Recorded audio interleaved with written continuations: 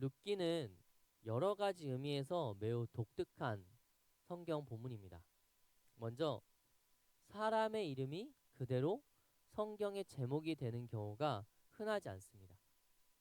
구약 성경에 보면 욥기나 몇몇 서- 성경을 제외하고는 대부분은 다 다른 이름을 갖고 있어요. 근데 심지어 여인의 이름이 책의 제목이 되는 경우는 매우 독특하고 특별합니다. 또한 시대적 배경이 본문의 시작기에서 말하는 것처럼 사사들이 치리하던 때라고 기록되어 있습니다. 어쩌면 이 성경은 사사기에 들어가야 되지 않나 싶을 정도로 사사시대 이야기입니다. 그래서 오늘 본문 이 룻기는 짧은 4장밖에 되지 않았음에도 많은 것을 시사해주고 있습니다. 심지어 룻과 보아스의 아들인 오벳은 다윗의 할아버지가 됩니다. 다윗은 이스라엘 전체 역사에서 가장 위대한 군주였고 다윗의 이름이 이스라엘 모든 민족들 아니 유대의 모든 이들에게는 있어선 절대로 더럽혀져서는 안 되는 거의 신성 불가침의 영역에 이르렀다는 것을 보면 그 다윗의 피가 이방인에 섞여 있다는 이것은 어쩌면 숨기고 또 숨겨야 되는 사실일지도 모릅니다. 그러나 성경 오히려 이 사실 다윗이 사실은 이방 여인의 후손이야 라는 이방인의 피가 섞였다는 이 사실에 대해서 오히려 공개적으로 설명하고 있습니다. 이러한 다양한 이유를 볼 때 룻기는 단순히 어떤 한 시대 한 여인, 어떤 한 시대 어떤 사건을 이야기하는 것이 아니라 룻기 자체가 성경 전체에서 그리고 우리들에게 많은 것을 의미하고 있다는 것, 그것을 이야기해 주는 것입니다. 그렇다면 룻기가 주는 교훈은 무엇이며 룻기를 통해서 하나님께서 우리에게 주시는 영적인 감동은 무엇일까요? 우리는 이제 룻기를 몇 주간 살펴봄으로써 이 룻기에 대한 이야기를 함께 나누고자 합니다. 먼저 룻기를 전체를 살펴보기 전에 먼저 룻기의 배경과 룻기의 인물에 대해서 오늘은 함께 살펴보도록 하겠습니다. 룻기에는 주요 등장인물이 3명이 등장합니다. 룻, 그리고 그의 시어머니인 나오미, 그의 남편이 될 보아스. 이 3명의 인물이 이야기를 꾸며가는 것이 룻기 4장에 있는 이야기들입니다. 실질적으로 이 3명의 이야기가 룻기 전체를 이루고 있고 우리는 이 3명의 이야기를 통해서 말씀을 나누고 은혜를 함께 나눌 것입니다. 먼저 오늘은 룻기의 주요 인물들 중에 첫 번째 사람 나옴입니다. 나오미. 나오미는 그 일생이 정말 불행한 그 자체였습니다. 본문 1절에서 보면 나오미는 그의 고향인 유다 베들레헴의 흉년이 들여 그의 남편에 의하여 두 아들과 함께 모압 지방으로 이주했다라는 것을 알 수 있습니다. 나오미가 살던 이때 당시에 이주한다는 것, 먼 곳으로 길을 떠난다는 것은 흔히 있는 일이 아니었습니다. 무척 힘들고 일반적인 경우는 아니었어요. 심지어 이스라엘 민족에게 있어서 이스라엘 땅이 아니라 모압 땅이라는 이방인의 민족의 땅으로 간다? 그곳에서 단지 여행이 아니라 살려고 간다? 이것은 이스라엘 민족의 정체성을 포기하는 것과 같았습니다. 그 말인즉슨 룻은 이 상황에 이 상황이 굉장히 극도로 힘들었다는 거예요. 그의 남편과 함께 이야기를 했을 것입니다. 우리 이 상황에서 어떻게 해야 될까? 이 땅 가는데 우리가 소망이 없다. 저 멀리 가자. 모압 땅에 가면 어떻게든 살 수 있다니 그 땅을 한번 가보자. 라고 이야기한 것이죠. 그 땅 가운데 어떠한 소망도 없다 여긴 것입니다. 이것은 베들레헴의 상황이 그토록 안 좋았다는 것을 의미하기도 하고 이들이 더 이상 그 살아갈 수 없을 정도로 힘겨웠음을 의미하기도 합니다. 그렇게 삶을 위하여 정말 큰 결단하고 이주한 모압 땅에서의 삶도 나오미 그녀에겐 행복을 주지 못했습니다. 불행이 이어졌습니다. 남편인 엘리멜렉이 먼저 죽게 된 것입니다. 지금과 다른 고대 사회에선 남성 중심의 사회입니다. 그리고 그 남성 중심 사회에서 심지어 그것도 이방인의 신분으로 남편이 죽었다는 것은 모든 생계가 가로막힌다는 것을 의미해요. 심지어 고대 사회에선 법적인 것은 오직 남자들만이 행사할 수 있었습니다. 내가 안 좋은 일이 있어서 고소고발을 하려고 해도 그 권한 자체가 남자만이 할 수 있었기 때문에 사회에서 불합리한 일을 당하고 안 좋은 일을 당해도 하소연할 수 있는 길이 막혀버렸다는 것을 의미를 해요. 막막했을 것입니다. 근데 그녀의 불행은 여기서 끝나지 않습니다. 겨우겨우 두 아들 잘 길러서 모압의 여인들과 결혼을 시켰습니다. 이제 사돈 집들은 다 모압 사람들이니 거기서 정착해서 살 수 있을 거라 여겼을 거예요. 베들레헴, 그래, 이제는 내가 여기서 모압 사람처럼 살아야지라고 생각했을 것입니다. 그런데 두 아들이 죽게 됩니다. 자녀를 먼저 떠난 그녀에는 슬픔이 가득했을 겁니다. 그러나 그보다 먼저 생계 역시 막막했을 거예요. 고향에서 떠날 수밖에 없었던 그 궁핍함의 고난, 남편 없이 이방 땅에서 살았던 삶의 고난, 그 두 아들 먼저 보내었던 나오미의 고난. 여러분, 이 나오미의 삶의 고난과 슬픔이 상상이 되십니까? 우리는 감히 짐작하기도 힘든 그런 슬픔이었을 것입니다. 이런 절망적인 상황 가운데 나오미는 한 가지 소식을 듣습니다. 그의 고향인 베들레헴의 소식이었어요. 하나님의 은혜로 그 땅 가운데 양식이 풍족했다라는 소식이었습니다. 이제 나오미는 다시 한번 결단합니다. 고향으로 가자. 내 친척이 있는 그 고향 땅으로 가자. 그곳에는 그녀의 동포들이 친척들이 있었고 그들을 통하면 나오미 역시 그래도 도움을 받을 수 있을 것이라 여겼기 때문에 그녀는 고향으로 돌아가기로 합니다. 마음의 결정한 나오미는 곧 며느리에게 이야기합니다. 얘들아, 나 고향으로 돌아갈 거야. 그리고 이야기합니다. 너희들이 며느리로서 모든 책임을 다했어. 이제 그 책임에서 자유로워지고 다시 너희 아버지 집으로 돌아가 새로운 가정을 만들었으면 좋겠다. 고대 사회에선 시집간 여인이 그 집의 허락을 구하지 않고 다시 되돌아가면 이거는 범죄 행위였어요. 심지어 부정하게 여겨졌습니다. 그 집에서 버림받았다고 저주받았다고 여겨지곤 했으니까요. 그런데 나오미는 지금 두 며느리에게 면죄부를 준 거예요. 내가 보냈어. 너희가 책임을 다했으니 세상으로부터 지탄받지 않아도 괜찮아. 힘없는 시어머니 버렸다고 손가락 자랑하지 않도록 내가 증인을 서줄 테니 돌아가고 새로운 가정을 꾸려라. 나에게 어떤 소망이 있어서 너희들을 어떻게 해줄 수가 없어. 아무런 소망도 없어 나에겐.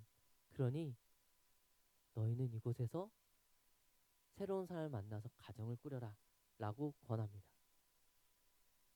처음엔 두 며느리 모두 거부했지만 간곡한 나오미의 요청에 첫 번째 며느리 오르바는 그의 아버지의 집으로 돌아갑니다.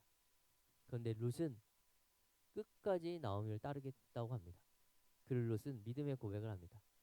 어머니 하나님이 내 하나님이고 어머니의 백성이 내 백성입니다. 나를 내치지 마십시오.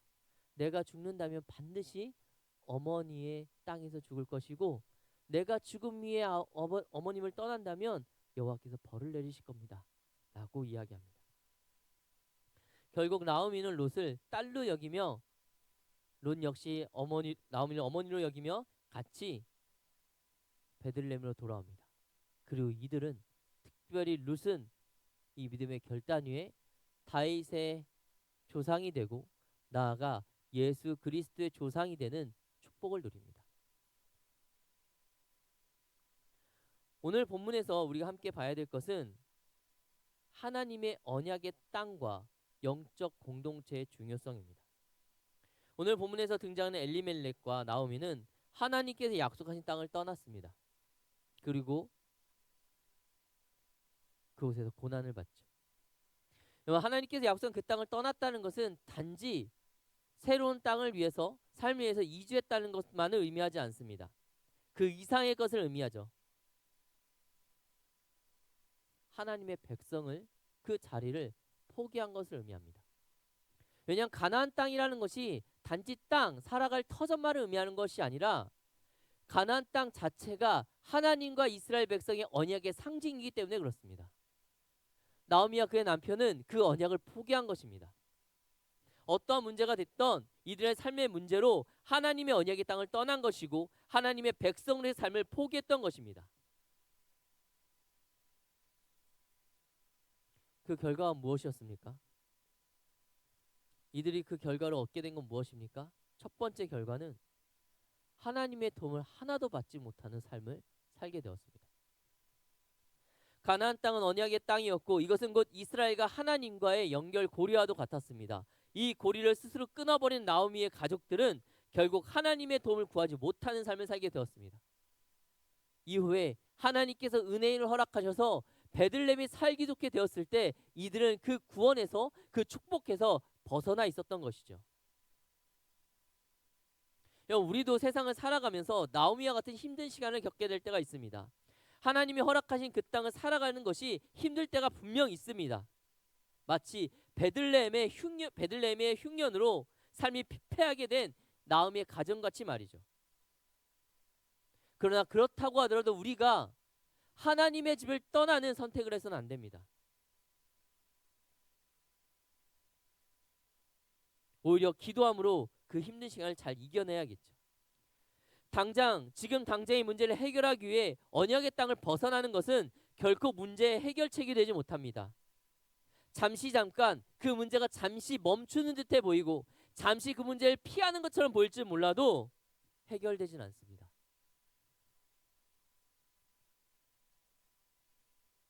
나오미 그의 가족들은 그 땅을 버리는 것으로 해결하려 했습니다. 어떻게 되었습니까? 해결되었습니까? 어려움이 생기지 않았습니까? 행복한 삶이 이들 가운데 영원했나요? 아니요. 그들의 고난은 끝나지 않았습니다. 사랑하는 여러분, 하나님의 백성으로 산다는 것은 고난 없는 삶을 의미하지 않습니다. 하나님의 백성이었던 이스라엘 민족도 흉년을 경험합니다. 이방인의 침략도 경험하고요. 하나님 온전히 믿었던 그 시기에도 이들 가운데 고난이 없진 않았어요. 이들 가운데 어려움이 없진 않았습니다. 하나님의 백성으로 살아간다는 것은 어떠한 고난과 환난 가운데서 우리를 지키시는 하나님이 있다는 뜻이지 어떠한 고난도 없다라는 것이 아닙니다.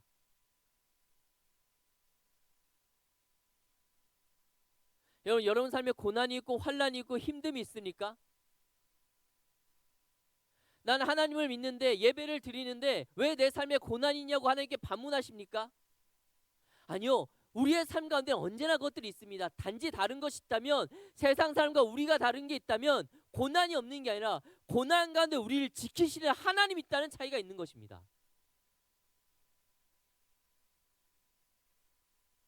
하나님의 백성으로 살아간다는 것은 어떠한 고난과 환난 가운데서 우리를 지키는 그분이 있다는 그 믿음의 삶을 산다는 것이에요.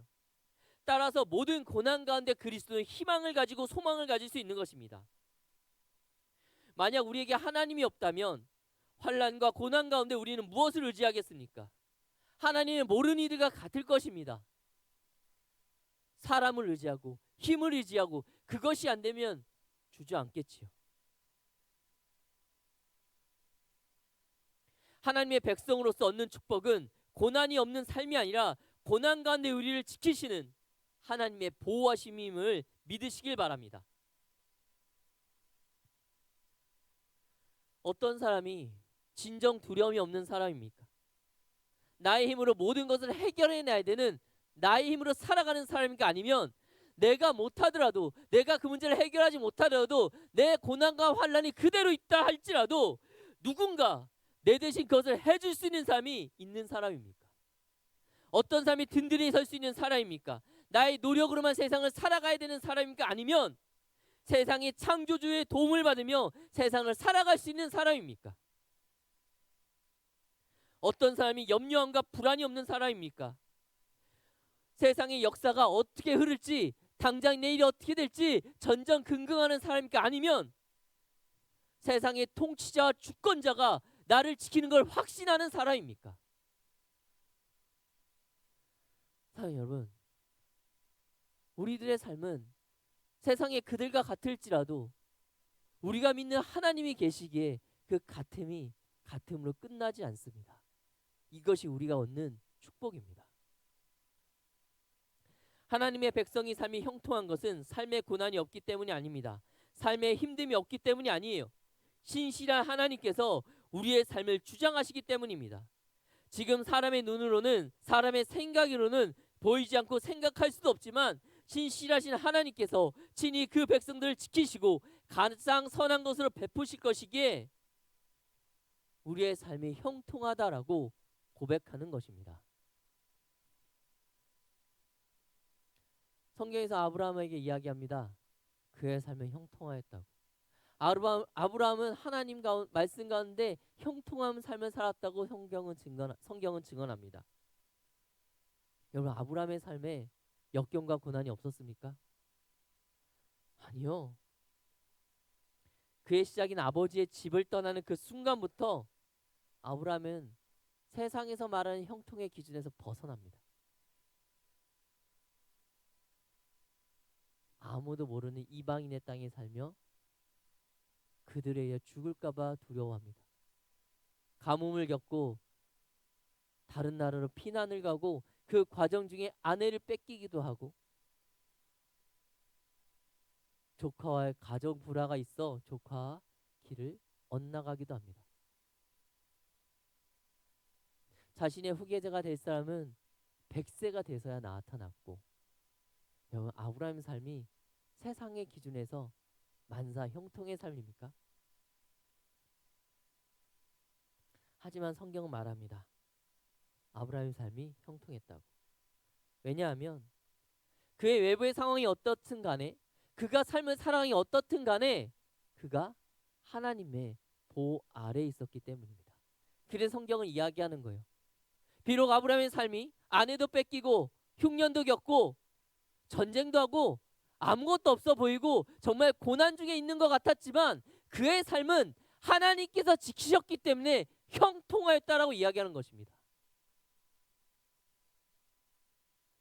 결국 형통한 삶은 하나님과 동행하는 삶이며 문제가 없는 삶이 아니라 모든 문제의 해결책을 가진 삶입니다. 그러면 여러분, 어떠한 경우에도 결단코 하나님의 땅을 벗어나지 마십시오. 거룩한 성도의 그 땅의 자리를 벗어나지 마십시오. 고난이 있을지라도, 환란이 있을지라도, 고통이 있을지라도, 세상이 아무리 유혹한다 할지라도 그 땅에서 벗어나는 어리석은 선택을 하지 않는 주의 백성 되실 수 있기를 간절히 소망합니다. 두 번째, 나오미 가정의 잘못된 판단은 자신을 도울 수 있는 사람들과 모두 단절되었다라는 잘못입니다. 나오미의 가정은 믿음의 공동체와 단절을 했습니다. 비록 힘들더라도 그녀의 고향에는 분명 그녀를 도와줄 사람들이 있었습니다. 남편이 잃었을 때 남편을 대신해 그녀를 도와줄 수 있는 이들이 있었어요. 두 아들을 잃어버렸을 때 두 아들 대신해서 위로해주고 책임져줄 사람들이 그녀의 고향에 있었습니다. 직접적으로 돈을 주고 생계를 책임져주지 못한다 할지라도 여러 가지로 그녀에게 힘이 되어줄 사람들이 분명히 있었습니다. 그러나 엘리멜렉과 나오미는 그들을 도울 수 있는 그 믿음의 공동체에서 스스로 떠났습니다. 그 결과가 무엇입니까? 자신들을 도와줄 사람들이 아무도 없다라는 결과를 얻게 되었습니다. 물론 이거는 엘리멜렉과 두 아들이 살았을 때는 티가 나지 않았어요. 든든한 남편도 있었고 장성한 아들들도 있었기 때문에 문제가 되지 않았습니다. 하지만 그녀가 남편과 두 아들 잃어버렸을 때 이것은 문제가 되었습니다. 홀로 살아가기 힘든 상황에서 어떻게 되었습니까? 정말로 힘들어졌을 때, 누군가의 도움이 절실히 필요하였을 때 어떻게 되었습니까? 아무도 나오미를 돕지 않았습니다. 결국 떠나간 고향을 다시 돌아올 수밖에 없었죠. 여러분, 믿음의 공동체가 있는 이유는 바로 이것입니다. 우리가 영적으로 건강할 때는, 우리가 뜨거울 때는, 우리에게 힘이 있을 때는 공동체 나 혼자 할 수 있어라고 생각합니다. 우리가 뜨거운 신앙을 가지고 있으면 홀로 예배할 수 있습니다. 홀로 기도하고 홀로 찬양하고 하나님께 홀로 나아갈 수 있을지도 모르죠. 믿음이 더욱 깊어지는 것처럼 여겨질 수도 있습니다. 모든 신앙생활 그대로 할 수 있을지도 몰라요. 그런데 내가 무너졌을 때는 어떻게 될 것 같습니까? 오늘 본문의 나오미처럼 나를 지탱해 주던 나의 신앙이 어떠한 이유에서든 연약해졌을 때, 무너졌을 때 어떻게 될까요? 그 누구도 나를 세워주지 못합니다. 내가 믿음의 공동체 안에 있으면 내가 무너졌을 때 누군가 나를 위해서 기도해 줍니다. 물어봅니다. 무슨 일 있니? 근데 우리가 여기서 떠나면, 우리가 믿음에서 떠나버리고 믿음이 주저앉아 버렸을 때 누구도 묻지 않아요. 내가 나에게 물어볼 사람들, 내 믿음을 지탱해 줄 사람을 스스로 떠났기 때문입니다. 사랑하는 여러분, 공동체는 내가 무너졌을 때, 내가 연약해졌을 때, 내가 힘들 때 나를 도와주고 세워줄 수 있는 거룩한 방파제 같은 거룩한 곳입니다. 이 공동체를 사랑할 수 있기를 간절히 소망합니다. 성경의 대부분의 인물들은 모두 영적 실패를 경험하고 다시 세워짐을 경험했습니다. 영적 거인들이었던 그들조차 영적으로 항상 온전하지 못했어요. 성경의 모든 인물이 그랬습니다. 다윗도, 솔로몬도, 아브라함도, 이삭과 야곱과 요셉도, 그리스도의 12 제자들도, 엘리사, 엘리야도, 예레미야도, 모든 영적 선지자들이 무너짐을 경험했습니다. 그런데 우리가 어찌 나는 무너지지 않아 라고 자신할 수 있습니까? 여러분, 스스로에게 얘기할 수 있습니까? 나는 공동체가 없어도 괜찮아. 나 스스로 예배할 수 있고, 나 스스로 하나님을 찬양할 수 있고, 나의 믿음은 꺾이지 않고 절대 흔들리지 않아. 왜냐하면 나의 믿음은 모세보다 강건하며 아브라함보다 확실하며 12 사도들보다도 확증하기 때문이야. 다윗도 솔로몬도 엘리야사도 엘리야도 나보다 뛰어나지 못해라고 여러분 장담할 수 있습니까? 만약 그렇게 장담할 수 없다면 이 공동체가 여러분의 삶에 반드시 필요할 것입니다. 그래서 여러분 공동체 사랑하십시오.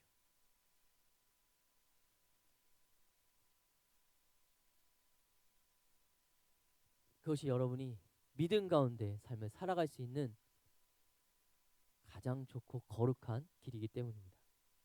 또한 동시에 우리는 누군가를 세워줄 공동체의 한 사람이 되어야 합니다. 우리가 공동체에 속해 있고 또 우리 공동체에 약한 지체가 있다는 사실은 우리가 그를 도우라는 하나님의 뜻이 있다는 것이에요. 나오미가 다시 고향으로 돌아가자 그녀의 친척들, 동포들은 도움을 주었습니다. 위로를 받았습니다. 삶의 도움을 받았습니다. 여러분, 그럼 우리는 어떻습니까? 우리의 삶 가운데 어떤 지체가 오랜만에 교회를 왔고, 아니 잠깐 떠나 있다 다시 돌아왔을 때 우리는 어떻게 하고 있습니까? 5년 만에, 10년 만에, 아니면 한두 달이라도 우리 공동체를 떠나 있다 다시 온 공동체, 우리 사랑하는 지체를 우리는 어떻게 대하고 있습니까?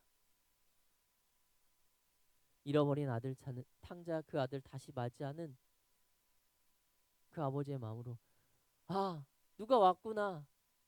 내가 잃어버렸던 내 지체가 왔구나.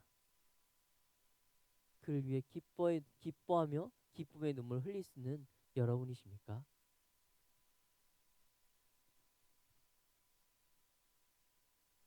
그럼 여러분 한 분 한 분 되시기를 간절히 소망합니다. 또한 동시에 우리는 떠나 있는 이들을 부를 수 있는 공동체가 되어야 됩니다. 공동체에 벗어나 있는 그들에게 홀로 힘들게 신앙의 싸움을 싸우고 있거나 그 싸움에서 패배하여 힘을 잃어버려 다시 돌아올 힘조차 없는 그들에게 손을 내밀 줄 알아야 됩니다. 여러분, 공동체 밖에 있는 지체들은 때때로 돌아오고 싶어도 그 생각을 못할 수 있습니다. 예배를 떠나버린 것이, 하나님의 손을 놓은 것이 너무 오래돼서 그 힘이 없는 지체가 있어요. 아니, 하나님을 떠났다는 사실, 내가 영적으로 죽어간다는 사실, 그것조차 망각할 정도로 지쳐있는 지체들이 있습니다. 여러분, 우리의 지체 중에 한 영혼이 교회를 떠난다면 그는 괜찮지 않습니다. 절대로 괜찮지 않아요. 그가 느끼던 느끼지 못하던 매일의 삶 가운데 영적으로 점점 메말라 갈 것이기 때문입니다. 우리는 그들에게 손을 내밀어야 합니다. 어떻게 해요? 바로 다음 주에 내 이러면 지체가 이 자리에 함께 예배하게 하지 못할 수 있습니다. 그것은 힘들죠. 내 말 한마디로 갑자기 교회를 오랜 시간 떠났던 사람이 이 자리에 돌아온다? 감사한 일이지만 여러분 다 경험하지 않았습니까? 이게 힘들다라는 걸. 하지만 우리가 한 주 동안 기도할 수 있지 않습니까? 당장 다음 주에 이 자리에 함께 예배할 수 못하더라도 우리가 한 주 동안 그를 위해 기도할 수 있지 않아요? 일주일에 한 번 카톡 한 번 보낼 수 있지 않습니까? 가끔 생각나면 한 달에 한 번이라도, 2주에 한 번이라도 눈에 보이지 않는 지체에게 전화를 걸고 안부를 물어볼 수 있지는 않습니까? 어쩌면 그 카톡 하나가, 전화 한 통화가, 우리의 눈물의 기도가 우리의 잃어버린 지체가 다시금 믿음을 회복하는 그 기적을 이뤄내는 수단이 될지도 모릅니다. 사랑하는 여러분, 오늘 우리는 나오미의 고난을 통하여 중요한 두 가지 영적 교훈을 얻었습니다. 하나는 영적 공동체, 이 공동체의 소중함이고, 또 하나는 하나님의 땅의 소중함입니다. 여러분 인생에서 어떠한 어려움이 있더라도 나오미와 같이 어리석은 판단으로 하나님의 보호하심에서 떠나지 않기를 바랍니다. 또한 믿음의 공동체의 소중함을 아시고 그 유익에서 스스로를 분리하지 마시길 바랍니다. 그리고 가능하다면 한 영혼 한 영을 위해서 기도할 수 있는, 우리의 지체들 위해서 눈물로 기도할 수 있는 여러분 되실 수 있기를